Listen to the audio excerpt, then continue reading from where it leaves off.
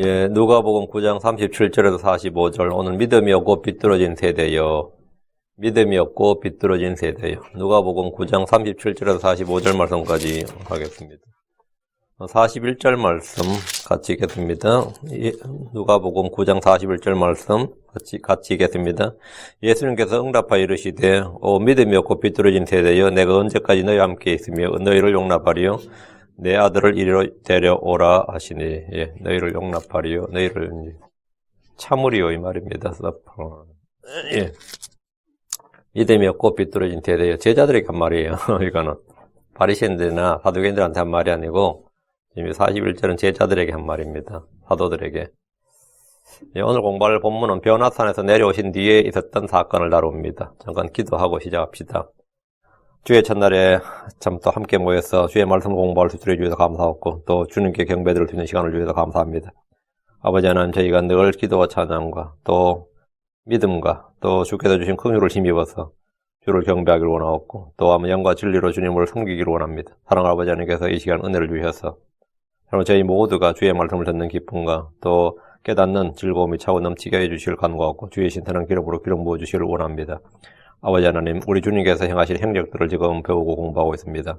아버지, 누가복음에 기록된 이 기록들, 이 사실들, 이 역사적 사건들을 통해서 저희가 참 우리 주님께서 행하신 놀라운 일들이 마치 현장에서 저희가 보고 듣는 것처럼 생생하게 저희 속에 전달될 수 있도록 주의 성령께서 크고 강하게 임하시고 역사해 주시기를 간구합니다. 아버지 하나님, 저희가 모두 믿음이 없는 자가 되지 아니하고 믿음이 더욱더 강하고 크게 되기를 원하옵고 살아있고 효과적이고 권능 있는 그런 하나님의 말씀이 저희 속에서 효력이 일하고 열매 맺게 해주시기를 간절히 기도하고 원합니다.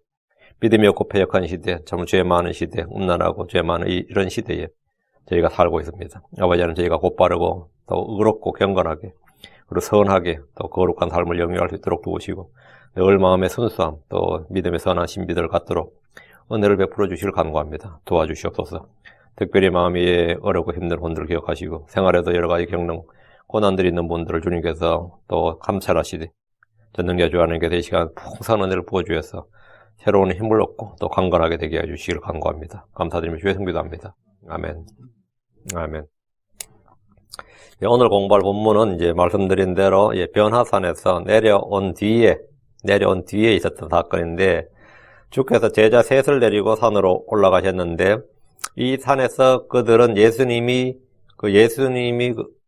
영광과 위엄을 가진 주 하나님 그리고 그분이 글서이신 것과 그분의 왕국이 건너있게 임하는 것을 이 눈으로 실제 이 목격을 했습니다. 이 산은 이제 베드로후서 1장 18절에 따르면 거룩한 산 이렇게 되어 있는데 대부분의 여러분의 주석서나 이제 이런 뭐 간주성경이나 이런 걸 이제 찾아서 보시는 분들은 이 헬몬산이라고 그렇게 기록돼 대부분 다 헬몬산일 것이다 이렇게 추측하고 있습니다. 근데 성경으로 볼 때 이 산은 아라비아에 있는 시내산이거나 예루살렘에 있는 시온산입니다. 왜 거룩한 산이라는 건 이 두 개밖에 없어요. 시내산 아니면 시온산. 근데 여기 문제가 좀 있습니다. 그렇게 하면 하나님께서 모세를 만나시고 엘리야를 만나서 말씀하신 산이 바로 시내산이에요. 그러니까 제가 지난 시간에도 시내산으로 지금 했는데 어떤 분이 그러더라고요. 그럼 거리 문제가 있다 이거죠. 거리 문제가. 이런 추정을 하려면 거리 문제가 좀 있죠. 실제로. 주께서 제자들과 호렙에 있는 시내산까지 이동했는가 이 문제예요. 여러분이 이스라엘에서 시내산까지 얼마 걸릴 것 같아요? 열흘길입니다. 이 회중들이 시내에서 출발했을 때 가데스 바네가 열하루길이었다. 열흘길이었어요, 그게. 그러니까 이제, 예를 들어, 뭐, 예수님하고 제자들 셋 사고 가면 보통 일주일 정도 거리면 일주일이면 충분한데, 그러면 일주일 만에 갔다 하면 되는데, 이제 일주일은 충분히 갈 수 있는 거리죠. 근데 그분이 산에서 내려왔을 때, 이제 그 37절이면 일주일이 아니라 뭐라 해야 돼? 이튿날 이래 돼 있죠. 이게 약간 이제 다음 날이라는 뜻인데 저는 그래 돼 있고 만약 주께서 제자들과 시내산을 갔다면 갈 때는 모르겠는데 올 때는 최소한 순간이동한 거예요. 빌립이 광야로 갔듯이 이 순간이동을 했듯이 주님과 제자들도 이런 식의 이동을 했다는 말이 됩니다. 근데 그거 좀 믿기가 좀 그렇죠. 안 그래? 예. 그럼 시온산밖에 없네. 이래 될 작가는 시온산이네. 시온산은 예루살렘이에요. 예루살렘. 시온산도 거리가 만만치 않은 거리예요, 사실은. 시온산에 올랐다면 그 다음날 어떤 사람이 마게들린 아들을 온전케 하시는 이 본문 사건이 예루살렘에서 있었던 일이 되죠. 시온산에 올랐다면 시온산 내려와서 이 사건 예루살렘인데 이게 예루살렘이 아니에요. 주께서 지금 갈릴리에 있다고. 갈릴리에 계셨고 사마리아를 통과해서 예루살렘으로 가시려고 한 장면이 50절부터 나온단 말이죠. 내가 예루살렘으로 가겠다고 얼굴을 작정했다, 고정했다는 장면이 50절부터 나오는데 그 일반적인 상식과 이제 논리로는 시내산도 좀 이상하고 시온산도 좀 이상하다. 그래서 헬몬산이라 이렇게 추정을 한 겁니다. 우리는 거룩한 산이라 말씀에 근거해서 이 산들이 둘 중 하나일 것이라 추정하는데 저는 이게 시내산이라고 생각을 해요. 시내산이라고. 주께서 산에 오르신 것은 주께서 산에 오르셨다 했죠. 이 산에 오르신 건 뭘 말하냐면 하늘로 올라가신 주 예수님을 예표합니다. 이 제자들 12 중에서 셋만 데려왔죠. 환란 성도는 다 휴거되는 게 아니에요. 부분 휴거예요. 14만 4천 명은 환란 휴가는 휴거됐어요. 그 부분 휴거라고. 두 증인도 중간에 부활해서 휴거합니다. 부분 휴거예요. 그 신약 성도는 오울이에요. 모두가 다 한 명도 남지 않고 크리스천은 다 휴거됩니다. 대환란 때는 다 휴거되지 않습니다. 부분 휴거예요. 끝까지 남아서 그냥 천년왕국으로 들어가는 사람이 있고 중간에 죽음을 당하든가 아니면 14만 4천 명 하늘로 올라가든가 이렇게 휴거되는데 이거는 부분 휴거예요. 예수님의 12제자에서 산에 오른 사람이 몇이라고요? 셋이야. 이건 부분 휴거라고요. 주께서 산에서 내려오신 것은 그분의 재림을 예표하는 겁니다. 주께서 산에서 내려왔을 때 땅은 어땠어요? 마귀 들린 사람이 기다리고 있었지. 마귀 들린 사람은 믿음이 없고 패역한 세대였다 이 말이에요. 산 아래에 있는 제자들은, 산 아래에 있던 그 제자들은 환란 성도를 예표하는데 환란 중에 있는 성도들은 세상을 이기지 못하고 마귀를 이기지 못한다. 이 신약의 크리스천들은 세상을 이기는 성도들이죠. 우리는 세상을 이기는 자입니다. 그리고 마귀가 교회를 이기지 못해요. 대환란 때는 반대입니다. 성도가 마귀를 이기지 못합니다. 이 제자들은 마귀 들린 아이 한 명을 고치지 못했는데 그 마귀 들린 아이 속에는 그 영을 이기지 못한 거죠. 그 아이의 영을 이기지 그 영이 마귀인데 그 아이 마귀 들린 아이 그 아이 속에 있는 그 영을 이기지 못했다고. 그 환란 성도들의 그 한계와 약점을 분명하게 보여주는 겁니다. 사도들은 분명히 전에 마귀 들린 자들을 쫓아내는 그 마귀들을 쫓아내는 권능을 받았습니다. 주께서 누가복음 10장 19절에 뭐기 또 잠깐만요. 주께서 보라 내가 너희에게 뱀과 정갈을 밟으며 원수의 모든 능력을 제압할 권능을 주노니 어떤 방법으로 너희를 해칠 것이 전혀 없으리라. 뱀과 전갈을 밟으며 원수의 모든 능력을 제압하는 권능을 줬다. 이게 사도들이 받은 이게 사도의 표적이에요. 이들은 실제로 이걸 뭡니까? 이론적으로 받은 게 아니라 이스라엘 전역을 다니면서 고을 다니면서 실제로 체험을 했던 것들이 영들이 위에 순종하더라 말이에요. 근데 본문을 보면 이들은 마귀 들린 소년 앞에서 전혀 능력을 발휘하지 못했습니다. 갑자기 사라진 거예요, 능력이. 뭐 늙고 병든 것도 아니고 지금 사도들이 아직 한참 때인데 얼마 전에 자기들은 이스라엘 동네를 돌아다니면서 도시를 돌아다니면서 이걸 했던 일인데 지금 꼼짝 못하는 거예요. 애 하나 앞에서.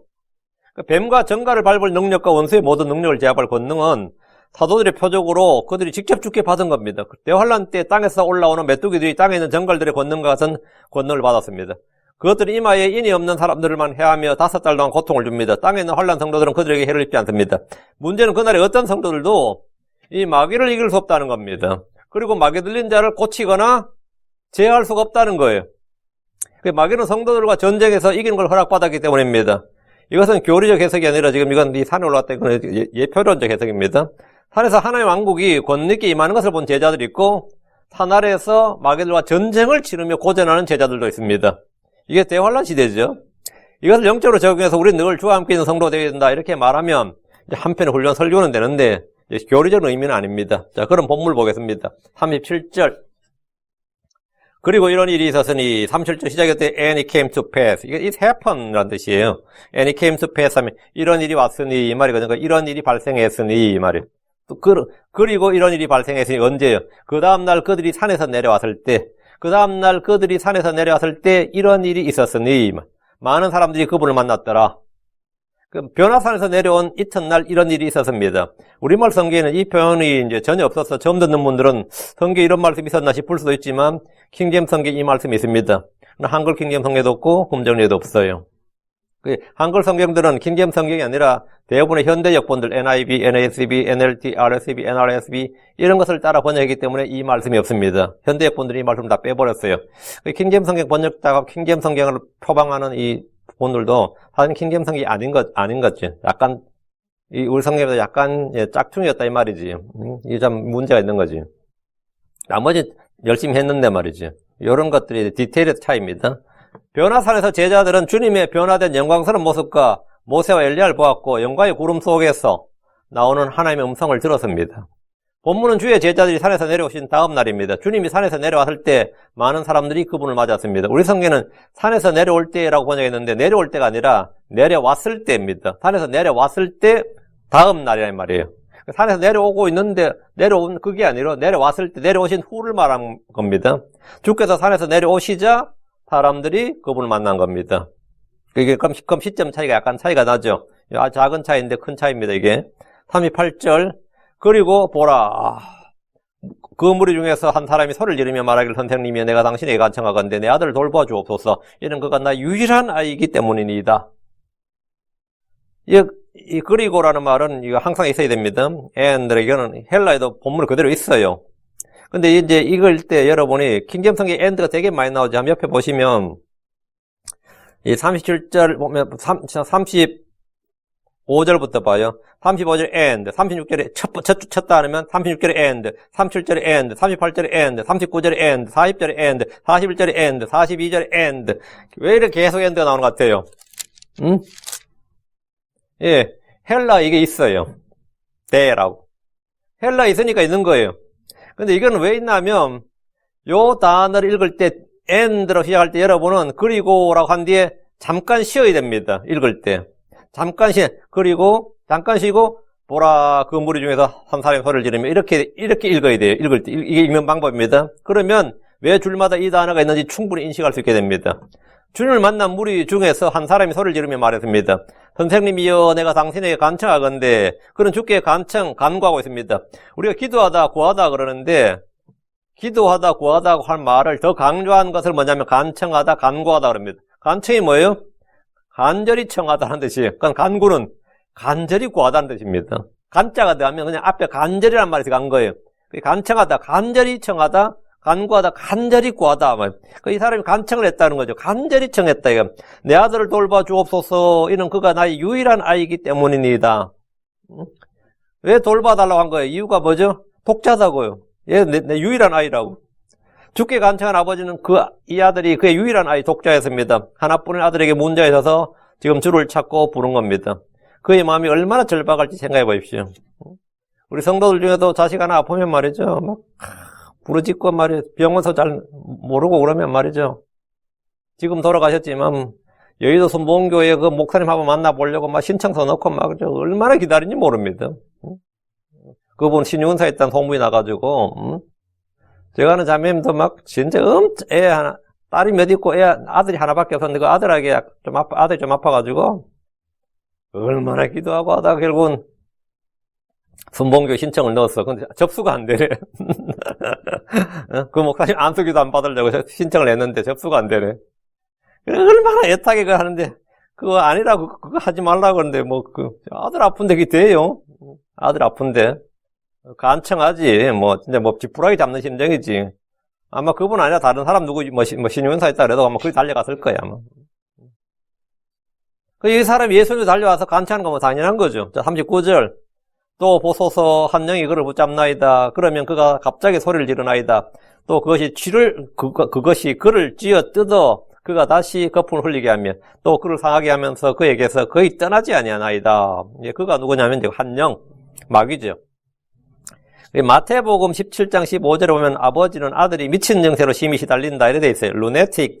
마태복음 이 사건에 아들이 루네틱 미친 증세로 심히 달린다. 미친 증세와 마귀 들린 증세는 거의 비슷해서 구분하기 어려울 때가 많습니다.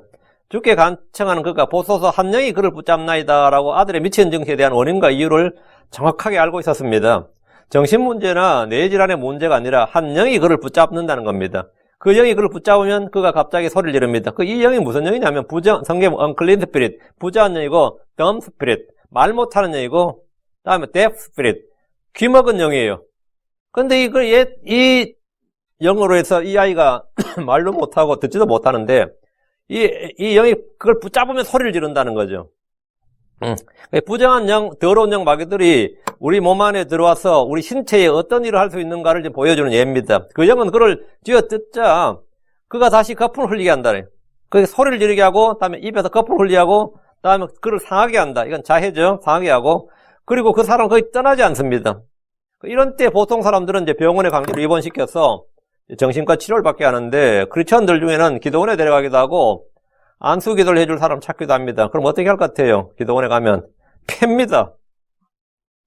사정에 묶어놓고 패요. 그래서 많이 죽습니다. 많이 죽어요. 지들 고쳤다 그러는데 패요. 참 심각한 이야기죠.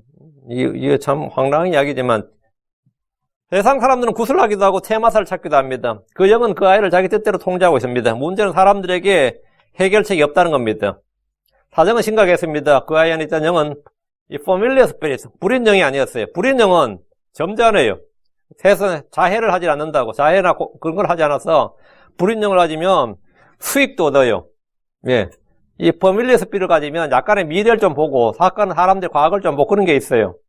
그래서 그거 이제 잡히면 뭐 신들렸다, 신내림 받았다 해서 그걸로 수입을 얻어요. 그럼 보통 이제 점집 차리죠.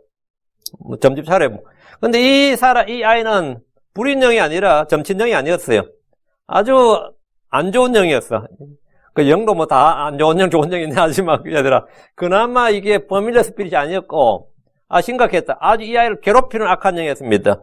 마태복음 17장 15절에 보면 주여 내 아들에게 긍휼을 베푸소서 그가 미친 영세로 심히 시달리고 자주 불 속에 쓰러지며 종종 물 속에 빠진 아이다. 엄청나죠? 불 속에 물 속에 이 말은 뭐냐? 죽이려고 한다는 거죠. 아까 상하게 한다는 건 자해였단 말이죠. 그 자해를 하고 또 미친 영세로 힘이 시달리고 불 속에 쓰러지고 이 말은 불에 뛰어들더라 이거죠. 종종 물 속에 빠진 아이다 했는데 그 영은 그 아이를 몸과 정신을 모두 피폐하게 할 뿐 아니라 상하게 하고 죽이라고 있음을 볼 수 있습니다.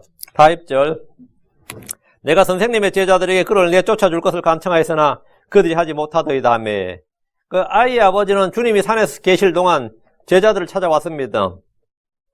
주의 제자들이 사도들이 말이에요. 이 문제를 다룰 능력이 있다고 들었고 믿었기 때문입니다.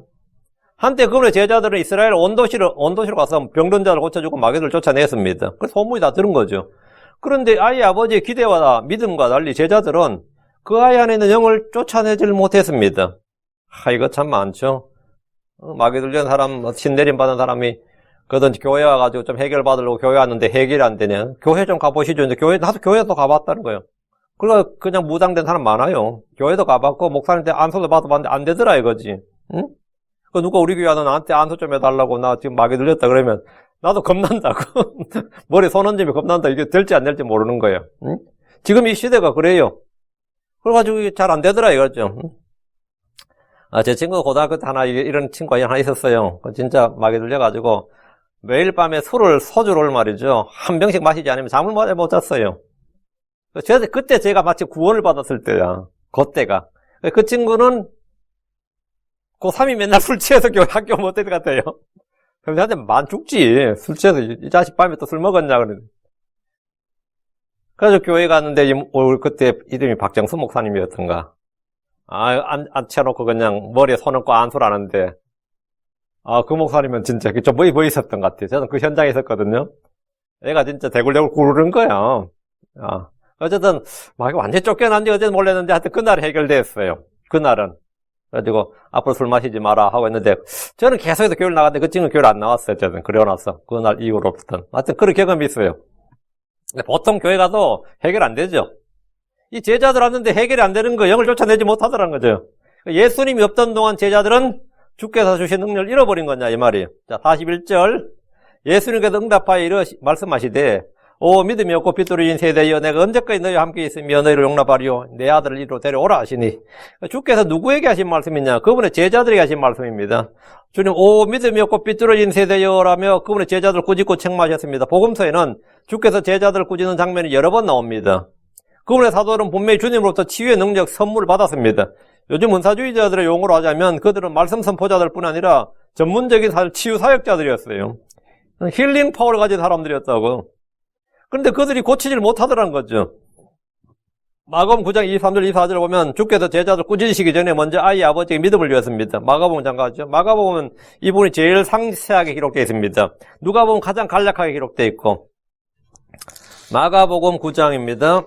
23절 24절.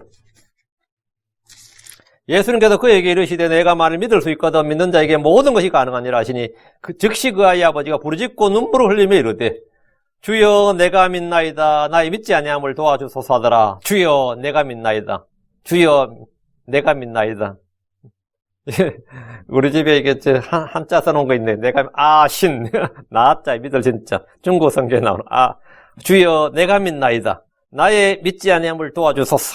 그는 주여 내가 믿나이다를 했는데 이는 지극히 작은 믿음, 적은 믿음, 연약한 믿음이었습니다. 그런데 주님은 제자들에 대해서는 뭐랬어요? 믿음이 없고 삐뚤어진 세대요. little faith가 아니라 no faith라는 거예요. 삐뚤어진 세대. 믿음이 적다, 연약하다가 아니라 아직 믿음이 없다고 하셨습니다. 이것은 분명히 제자들이 하신 말씀인 것은 내가 언제까지 너희와 함께 있으리요, 너희를 용납하리요, 너희를 참으리요, 이 말씀에서 분명히 알 수 있습니다. 사람들은 예수님께서 베드로, 요한, 야고보 셋만 데리고 산으로 간 일론에서 사도들이 마음이 상했을 것이다. 이때 예수님에 대해서 좀 불평, 쓴뿌리가 있었을 것이다. 좀 이렇게 봅니다. 당시 제자들은 서로 누가 더 큰 자인가 굉장히 논쟁하고 있었어요. 그리고 굉장히 경쟁심을 가지고 있었고 서로 경쟁을 했고 서로 다투었던 시기였는데 예수님이 딸랑 3명만 편애를 한단 말이지. 그 3명만 데리고 딱 가니까 남은 9명이 어떻겠어요? 열받지. 뭐 어때? 열받죠. 나라도 열받을 것 같아. 3명만 하고. 난 소외된 느낌이잖아. 같이 주님 따르고 같이 저걸 했는데 가려면 같이 가고 안 가려면 다 같이 안 가는 거지. 달랑 3명만 데리고 가버렸단 말이죠. 이 남은 제자들의 마음은 불평과 쓴뿌리와 시기심 등이 넘쳤을 것은 솔직히 달리 설명할 필요가 없습니다. 덕분에 그들 안에 믿음과 권능은 모두 사라지고 말았습니다. 우리는 여기서 이 세대에 대해서 좀 생각해 볼 필요가 있습니다. 첫째, 이 세대는 어떤 세대냐? 우리가 살고 있는 이 세대는 믿음이 없는 세대입니다. 믿음이 어디에 있습니까? 대부분의 크리스천들조차 믿음이 없다는 것은 스스로 압니다. 믿음은 느낌이나 감정에서 오지 않습니다. 그러니까 느낌이나 감정으로 해서 내 마음에 어떤 변화, 내 마음에 울컥 행하는 걸 사람들이 그걸 믿음으로 행하면 그건 착각이에요. 믿음은 경험이나 체험으로 오는 것이 아닙니다. 믿음은 하나님의 말씀으로 옵니다. 로마 10장 17절에 그런 적이 이와 같이 믿음은 들음에 의해 오며 들음은 하나님의 말씀에 의해 오느니라. Faith comes by hearing. Faith comes by hearing. 믿음은 들음에서 온다고. By hearing the word of God. 하나님의 말씀을 들음으로 오는 겁니다. 그러니까 정리하면 faith comes by hearing the word of God. 믿음이라는 것은 하나님의 말씀을 들음으로 오는 겁니다. 하나님의 말씀과 함께 오는 거예요. 하나님의 말씀이 없는 곳에는 당연히 뭐 없다? 믿음이 없는 겁니다. 둘째, 이 세대는 패역한 세대입니다. 사도행전 2장 40절에 또 많은 다른 말씀들로 증언하며 권면하며 이르되 이 패역한 세대로부터 너희 자신을 구원하라 아니라 이 패역한 세대로부터 너희 자신을 구원하라. 패역한 세대란 진리에서 부패하고 떠나버린 세대란 말입니다. 어느 시대나 대사에 다 그렇지만 지금은 주의 복을 떠난 정도가 아니라 인간 본성과 양심까지도 부패해 있는 진짜 이 패역한 세대입니다. 그 동성애나 낙태, 합법이나 부모가 자녀를 버리고 자녀가 부모를 버리는 일 등은 이 내추럴 어펙션이 패역했음을 보여주는 현상입니다. 요즘 한국을 지금 뒤흔드는 한 사건이 있어요. 어떤 여자가 수영 못하는 남편을 물에 밀어 넣어가지고 죽인 사건이야. 근데 옆에 사람이 보고 건졌어. 구조를 해줬어요. 그래서 이제 이 남편이 열받죠. 네가 나 밀었잖아 하고 막 싸우는 거야. 나 안 밀었는데 그러고 나 밀었는데 하고 했는데 결국 그 남자 죽었어요. 몇 번을 시도해서 결국 성공한 거야. 그래가지고 문제는 이제 보험사에서 보험금을 지급하려고 보는데 이게 의심이 돼서 수사를 그랬는데 이 여자하고 살았던 남자가 3명 다 이상하게 다 죽어서 보험금 다 먹은 거야. 한 명은 사고로 죽고, 한 명 뭘로 죽고, 한 명 뭘로 죽고, 이번에 죽고, 이래가지고, 지금 공개 수배를 했어요. 지금 이게 뭐냐면, 그게 그 사람은, 그 개인의 문제지만, 이 돈이라는 것을 위해서는 뭐든지 할 수 있는 사람들이 많다, 이 말이에요.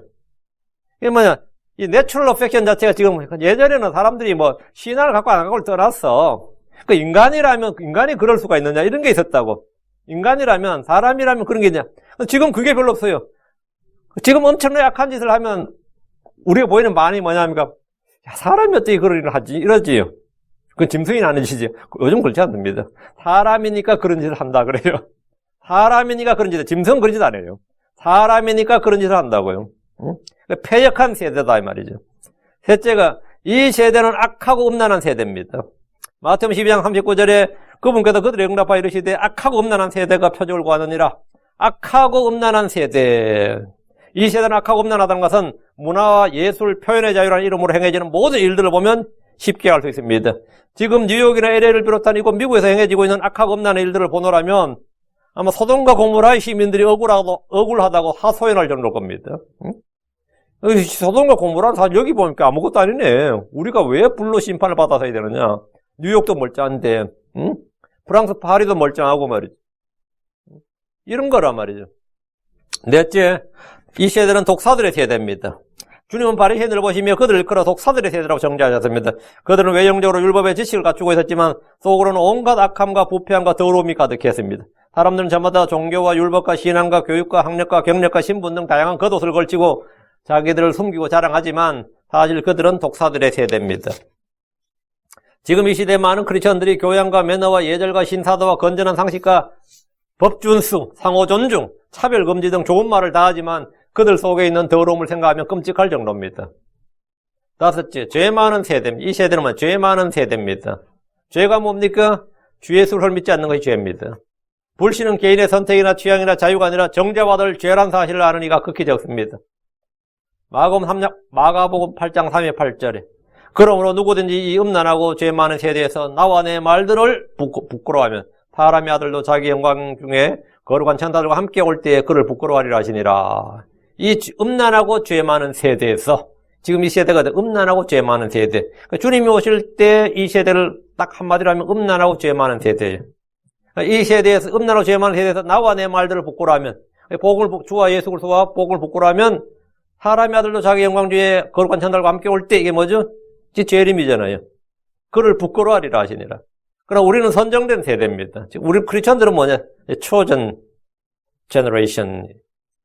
베드로 대장 9절에 그러나 너희는 선정된 세대요 왕가의 제사장이요 거룩한 민족이요 특별한 백성이니라. 42절로 갑니다. 누가복음 9장 42절. 그가 올 때에도 마귀가 그를 거꾸로 때리고 쥐어뜯음에 예수님께서 그 부정한 영을 꾸짖으시고 그 아이를 낫게 하사 그의 아버지에게 도로 넘겨주시니라. 마귀를 쫓아내고 마귀가 그 아이의 몸을 많이 상하게 했어요. 그래서 또 낫게 하사. 마귀를 쫓아내는 축사와 치유 사역이 두 개가 동시에 지금 일어나야 되는 거죠. 지금 그래서 그 부정한 영을 꾸짖으시고 이건 마귀를 쫓아내는 이거 테마고요. 그다음에 그 아이를 낫게 하사 이건 치우고 그의 아버지에게 도로 넘겨주시니라. 마귀 들린 아이가 올 때 그 영은 그를 거꾸로 들이고 쥐어뜯었습니다. 보통 마귀 들린 사람들한테 마귀들 어떤 반응을 보였어요? 예수님께 달려와서 경배했지. 주여 하면서 우리는 주가 누구신지를 아나이다. 당신 누구신지를 아나니 뭐 이런 식으로 경배하고 꼼짝 못했는데 지금 이 마귀는 어땠어요? 예수님 보고 지금 뭐 배째라지 지금 애 막 괴롭히고 지금 그러자 예수님 앞에서 지금 아주 발광을 한단 말이지. 마귀 들린 아이가 올 때에도 그 영은 그를 거꾸로 들이고 쥐어뜯었습니다. 그 영은 부자한 영인데 그 영은 말 못하고 귀먹은 영이었습니다. 주께서 그 부자한 영을 꾸짖으셨습니다. 마가복음에는 주께서 그 영이 무엇이라고 말씀하셨는지 좀 더 상세하게 기록이 되어 있습니다. 마가복음 9장 25절에 너 말 못하고 귀먹은 영아 내가 내게 명하노니 그에게서 나오고 다시는 그에게 들어가지 말라. 그에게서 나오고 다시는 그에게 들어가지 말라. 마태복음과 누가복음은 이분이 굉장히 간략하게 기록되어 있는데 마가복음은 이 사건이 굉장히 상세하게 기록되어 있습니다. 복음서들은 서로가 서로를 보충해주고 조화롭게 설명해줍니다. 주께서 그 영을 꾸짖으셨을 때 그 영은 곱게 그냥 나간 것이 아니라 발악을 했습니다. 마가복음 9장 26절에 그 영이 소리를 지르며 그를 심하게 찢고 그에게서 나가니 그냥 나가지 않고 심하게 찢고 나갔다잖아요. 그가 죽은 자같이 되어 많은 사람이 말하기를 그가 죽었다. 이거 어떻게 된 거예요? 예수님께서 그에게서 나오라 하니까 부자한 영한테 그에게 나오라 하니까 이 부자한 영이 나가는 김에 그냥 안 나가고 애를 완전히 족쳐놓고 나간 거예요. 그 애가 여기 나가니까 그 애가 그냥 죽은 자가 되었다는 거예요. 그 영이 소리를 질렀다는 것은 아예 입을 통해서 소리를 질렀다는 말이고요. 그를 심하게 찢었다는 말은 그의 몸을 상하게 했다, 자해를 했다는 말입니다. 그 영은 아이를 떠나기 싫었지만 주의 꾸짖음으로 그의 몸에서 쫓겨나게 되었는데다 그에게서 나오고 다시는 그에게 들어가지 말라 이 명령을 받았기 때문에 아주 분노를 했습니다. 이 장면을 본 사람들은 그가 죽었다고 했습니다. 마귀가 그를 찢고 떠났기 때문에 아예 몸은 몹시 상했고 죽은 자같이 된 겁니다. 이에 주 예수님은 그의 손을 잡아 일으키셨습니다. 주님은 그 부자녀를 꾸짖으시고 주의 죽은 것 같이 된 아이를 낳게 하셨습니다. 그리고 그 아이를 그의 아버지에게 도로 넘겨줬습니다.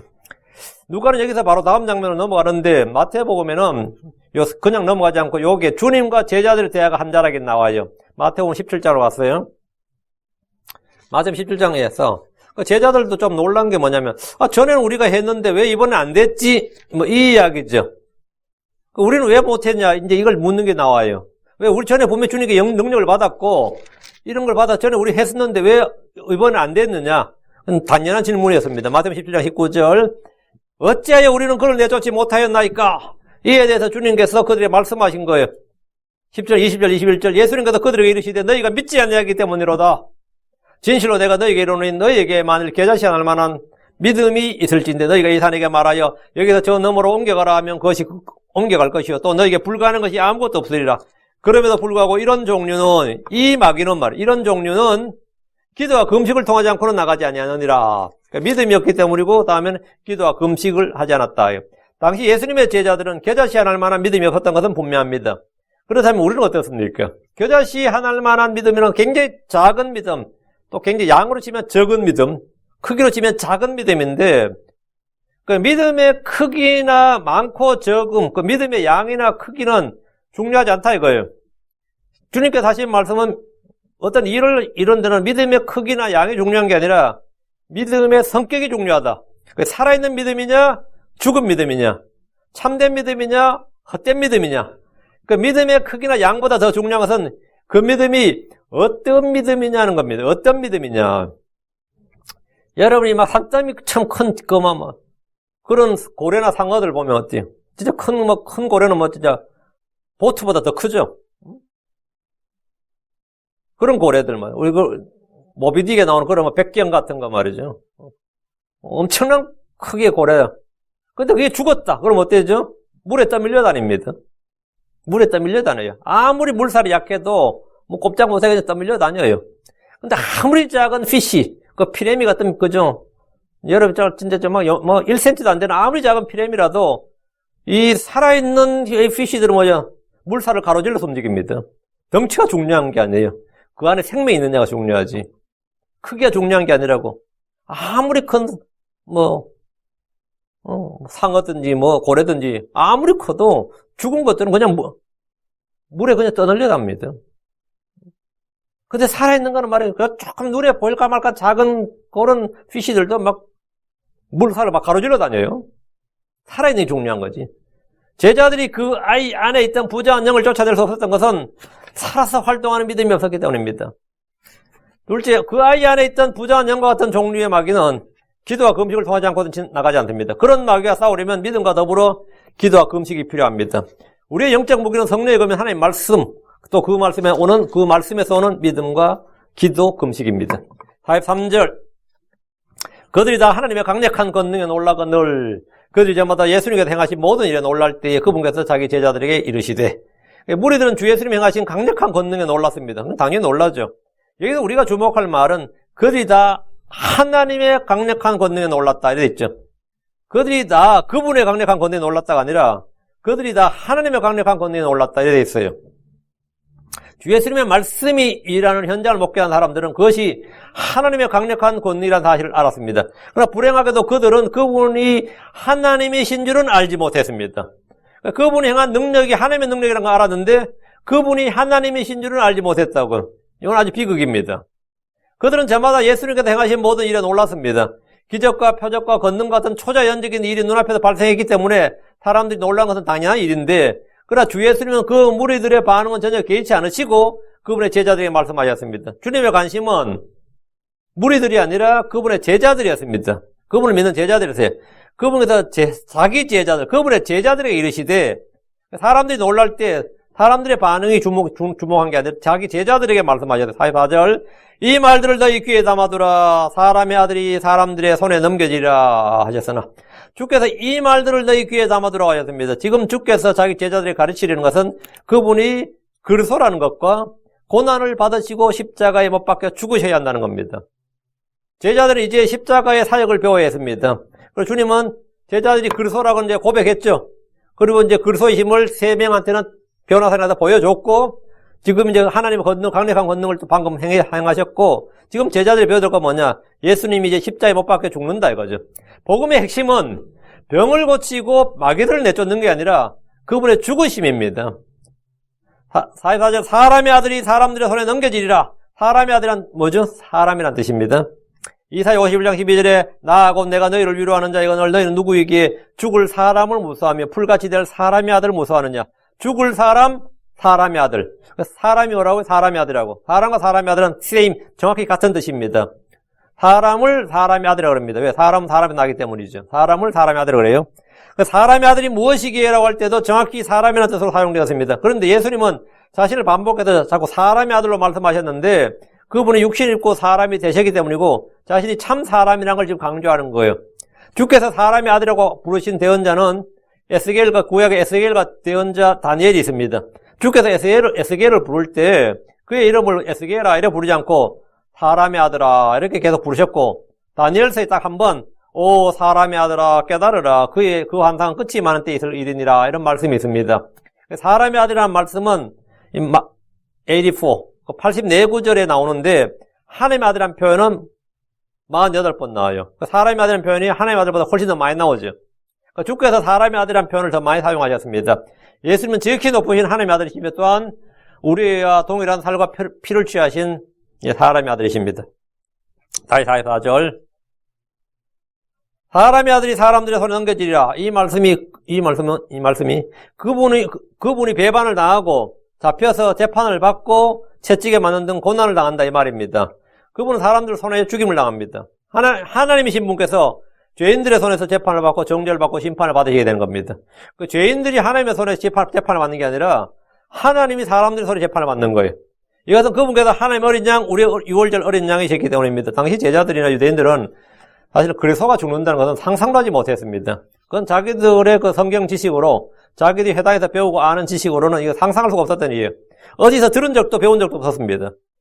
어떤 분들은 이제 크리스천들 결과론적으로 그러죠. 그들도 시편이 있었고 이사야 53장도 있고 시편 22편도 있고 거기다 그리스도의 고난이 나오지 않느냐 이렇게 말했죠. 지금 유대인들한테 그 물어보세요. 이사야 53장에 예수 그리스도의 고난이 나오지 않느냐 그러면 아니라 그래요. 이사야 53장은 그리스도의 고난이 아니라 이스라엘 민족의 고난이라 그래요. 지금 여기 LA 사는 유대인들한테 물어봐요. 이사야 53장 읽었는데 예수님 고난 나오지 않냐 하면 그건 메시아 이야기 아니고 우리 이스라엘의 고난이라 그래요. 그럼 그럼 당시 유대인들은 2000년 전에 그 당시 유대인들은 전혀 알 수 없었던 내용이에요. 이유는 왜 그러냐면 동일한 구약을 읽는데 왜 유대인들이 예수님의 그 그리스도의 그 고난, 십자가에 죽으신 부활을 이해하지 못했느냐 이런 물으면 구약 성경의 압도적인 예언이 그 구약 성경의 그 메시아에 관한 압도적인 예언의 양이나 지뢰사다. 압도적인 그 양이 뭐냐면 그리스도의 왕국과 재림과 통치와 영광, 그죠? 그 원수 갚으심 이런 것들이지 고난에 대한 예언은 별로 없단 말이지 실제로. 양에서 비율로 치면 8대2, 9대1이라고요.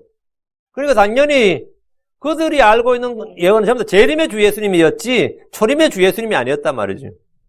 그래서 주께서 고난과 십자가의 죽음에 대해서 말할 때 유대인들이 뭐라고 하냐면 요한복음 12장 34절에 우리는 율법에서 그리스도가 영원히 거하신다고 들었거늘 어찌 너 이르기를 사람의 아들이 반드시 들려야 하리라 하느냐. 이 사람의 아들은 누구냐? 왜 자꾸 성경과 다르게 너는 말하느냐? 지금 이 이야기예요. 우리는 율법에서 뭐라고 들었느냐? 그리스도는 영원히 거하신다고 들었는데 너희는 자꾸 왜 죽는다고 하느냐 이거지. 그리스도가 어떻게 죽냐 이 말이에요.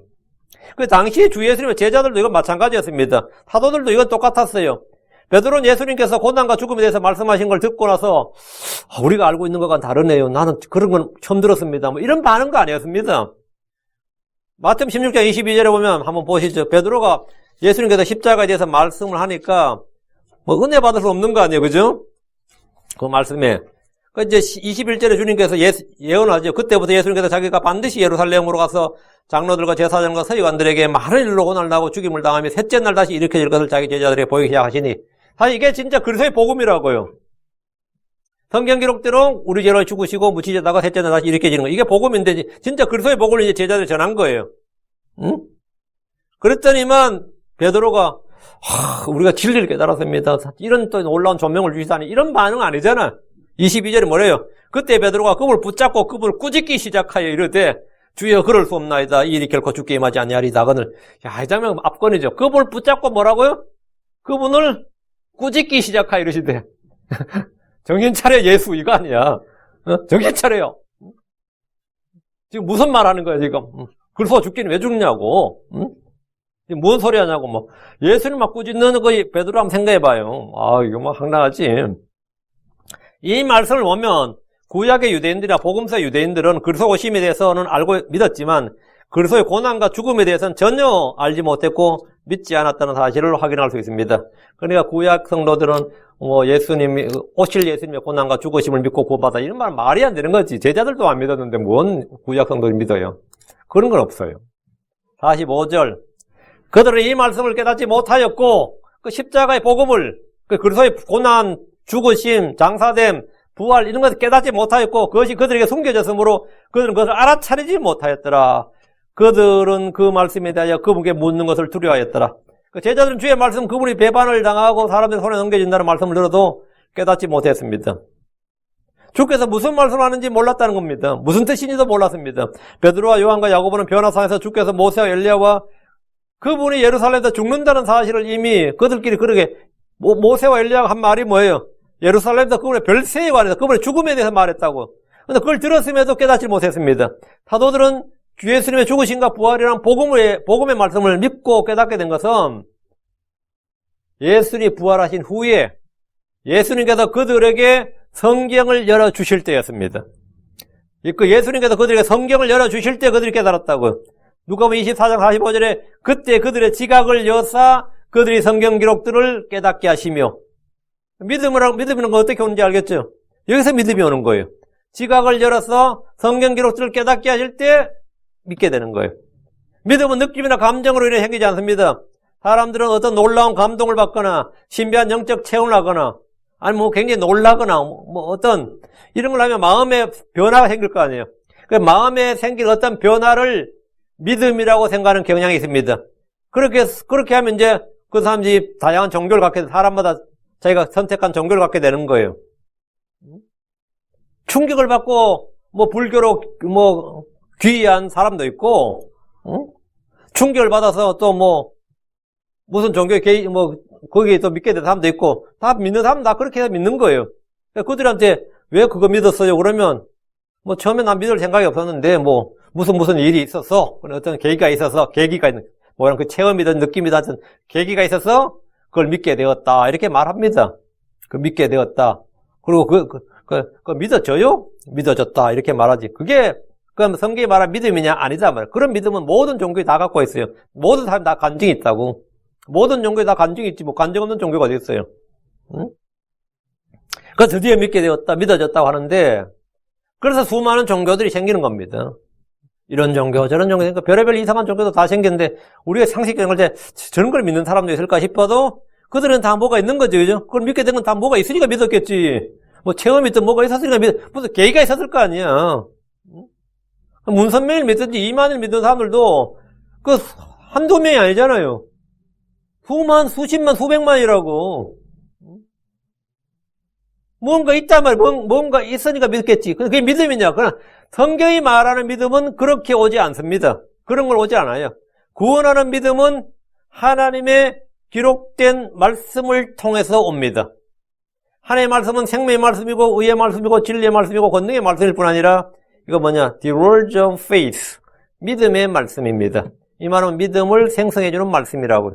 주께서 제자들에게 성경을 열어 말씀해 주셨고 그들의 지각을 열어서 깨닫게 해주셨습니다. 누가복음 24장 46절 47절 또 그들에게 이르시되 이같이 기록되었은즉 이같이 그리스도가 고난받고 이같이 성경 기록된 대로 그리스도가 고난받고 셋째 날 죽은 자들로부터 일어나는 것이 마땅하며 또 회개와 죄들의 사면이 그의 이름으로 예루살렘에서 시작하여 모든 민족들 가운데 선포되어야 하리니. 이렇게 이 말씀을 통해서 오는 믿음, 이렇게 믿는 믿음만이 참된 믿음, 이게 구원하는 믿음이에요. 나머지 그렇지 않은 믿음은 뭐냐? 그 사람도 믿음이라 하는데 그건 religious faith입니다. 그건 종교적 믿음이에요. 자기 믿음이고 신념이지. 아이 45절 그것이 그들에게 숨겨졌으므로 주의 말씀이 제자들에게 숨겨졌다는 겁니다. 주의 말씀이 열린 말씀, 열린 환상, 계시가 아니라 그들이 깨닫지 못하고 그들이 숨겨진 말씀이 된 것은 그분의 말씀을 믿지 않았기 때문입니다. 성경의 진리는 주께서 깨닫게 해주시지 않으면 결코 알 수가 없고 깨달을 수가 없습니다. 그분 곧 진리 영께서 우리를 모든 진리 가운데로 인도하시며 앞으로 일어날 일들을 우리에게 보이십니다. 사도들은 아직 이 말씀을 깨닫지 못했고 알아차리지 못했습니다. 당연히 믿지 않았습니다. 다시 45절, 그들은 그 말씀에 대하여 그분께 묻는 것을 두려워하였더라. 제자들은 주께서 하신 말씀, 즉 그분이 받으실 고난과 죽음에 대해 그분께 묻는 것을 두려워했습니다. 왜 두려워한 거죠? 그들은 그것을 듣고 싶어 하지 않았고 믿고 싶어 하지 않았고 알고 싶은 마음도 없었습니다. 제발 주께서 더 이상 그런 말씀 하지 않으셨으면 좋겠다는 생각뿐이었습니다. 오늘날 크리스천들은 주께서 속히 오실까 봐 두려워합니다. 제자들은 주님의 죽으심에 대해 들을 때 두려웠고 주님 곧 오십니다 그러면 굉장히 좀 바더링 되는 사람 있죠. 나 장가도 먹고 시집도 못 갔는데 뭐 이런 사람도 있고 지금 오시면 안 되는데 먼저 오시면 좋겠냐면 근데 30년 후에는 오셔야 되는데 지금 오시면 안 되고 몇 년 뒤에 오시면 좋겠대. 왜요? 그 말은 뭐 자기가 몇 년 동안 주님 오심을 기다리고 자기가 준비하겠다는 말이겠지. 몇 년 더 주면 준비할 것 같아요? 어떻게 생각해? 재림이 복된 소망, 기쁜 소식이 아니라 두려움인 것은 그가 지금 믿음으로 살고 있지 않기 때문입니다. 자기 양심이 스스로 지금 난 주님 만날 준비가 안 돼 있는데 지금 주님 오시면 나 큰일 나는데 이래야 되는 거죠. 아직은 안 돼. 지금은 안 되라고 생각하시는 분들은 시간이 지날수록 자기를 순결하게 하는 것이 아니라 점점 더 타락합니다. 지금 오는 게 나아 차라리 죄 덜 짓는 거야. 지금 나 준비가 안 되는데요. 앞으로 시간 더 주면 준비 더 잘 될 것 같아요. 더 엉망됩니다. 주님이 하루라도 우리 주를 만날 준비가 된 사람, I'm ready 하는 사람들은 주님 먼저 오셔도 됐어, 오케이. No problem이고. 그럼 난 지금 죄짓고 해가지고 주님 오시면 지금 안 돼 하는 사람들은 그런 사람한테도 지금 주님 오시는 게 제일 좋아요. 예. 덜 타락한다고. 차라리 주께서 하루라도 빨리 오시는 것이 그 사람이 덜 죄를 짓는 것이 될 겁니다. 지금 주를 만날 준비를 하지 않는 사람들은 앞으로 20년, 30년, 100년을 시간을 줘도 남은 날들에도 별로 기대할 것이 없습니다. 지금 준비하지 않는 사람은 앞으로도 준비하잖아요. 지금이 뭐죠? 지금이 믿을 때죠. 지금이 구원받을 때. 지금이 가장 좋은 때입니다. 지금 회개하기에 가장 좋은 때예요. 앞으로 회개한다는 건 없어요. 지금이 회개할 때입니다. 그럼 주님 만나기는 언제 준비해야 되죠? 지금이 준비할 때입니다. 모든 건 now, 지금입니다. 믿는 것도 지금 해야 되고 회개하는 것도 지금 해야 되고 주님 만날 준비도 지금 해야 됩니다. 지금입니다. 지금이 바로 준비할 때입니다. 그렇지 않은 사람들은 그 말씀에 대하여 그 주님의 복음에 대해서든 재림에 대해서든 심판에 대해서든 하여튼 그 말씀에 대하여 다 두려워합니다. 예, 두려워하고 꺼림직하고 대신에 이제 복 받는다 그러면 좋아하고 그래요. 그냥 아무렇게 살아도 복 받는다 그러면 그냥 그거는 다 하면이야 그냥 복 받는다 그러고. 일주일에 한번 교회 오는데 그죠? 일요일 와서 덕담을 들어야지 말이지. 경고 듣고 심판의 말씀 듣고 이러면 어때요? 덕담을 해주길 원하는데 목사 앞에서 말이지 심판을 준비하라 그러고 이러면 어떻겠어요? 굉장히 불쾌하는 분들이 있으라고. 그런 불쾌하는 분들은 지금 뭐 해야 될 때라고 회개해야 될 때입니다. 지금 회개해야 될 때. 지금 이제 믿음이 없고 삐뚤어진 세대였는데 우리가 믿음이 없는 세대, 악하고 없는 세대, 패역한 세대, 삐뚤어진 세대, 죄 많은 세대. 지금 이런 세대에 저희가 살고 있는 건 분명합니다. 지금이 마지막 때라는 것도 분명하고 우리 정신을 차리고 깨어서 주님 오실 그날을 준비하고 주님 만날 준비를 할 수 있길 바랍니다. 그게 언제 해야 되냐? 지금 해야 됩니다. 앞으로 하는 게 아니라 지금 해야 돼요. 기도합시다. 사랑하는 주 하나님 아버지 감사합니다. 주께서 우리를 위해서 행하신 일들이 많고 또 주께서 저희에게 주신 말씀도 많습니다. 아버지 하나님께서 은혜 베풀어 주셔서 저희가 주를 믿고 주의 말씀을 믿고 주께서 행하신 일들과 앞으로 행하실 일들을 믿사오니 아버지 하나님 이 모든 것들을 저희 마음 가운데 잘 깨닫게 하여 주시고 저희가 깨닫지 못해서 어리석은 말이나 또 불신 가운데 있지 않게 하여 주시고 아버지 하나님 또 저희가 주님 앞에서 또 선불을 품거나 불평하지 않도록 해주시옵소서. 아버지 하나님 주님께서 저희에게 주신 놀라운 권능들, 성례의 권능이 있고 성례의 은혜가 있고 성례의 선물들이 있는데 그런 것들이 불의를 있게 하셔서 그것으로 저희가 주를 섬길 수 있고 형제를 섬길 수 있고 교회를 세운 일에 힘쓰는 종들이 되도록 해주십시오. 아무런 권능도 능력도 없는 종들이 되지 않게 하옵시고 우리가 어째 하지 못하였나이까 이런 말들 하지 않고 아버지 하나님 저희가 주께서 주신 그 미약한 힘으로도 아버지 하나님 더욱더 힘써서 주를 위해서 일하고 주님 앞에 칭찬받는 종들이 되도록 인도하여 주시길 간구합니다. 아버지 하나님, 이 자리에 있는 모든 혼들을 기억하여 주시옵소서. 아버지 하나님께서 복을 주시고 하나님의 말씀을 허락하여 주시고 성령과 은혜를 더 충만케 해주시고 주의 기름 부음을 넘치게 부어주시옵소서. 감사드리며 주의 성기도합니다. 아멘. 아멘.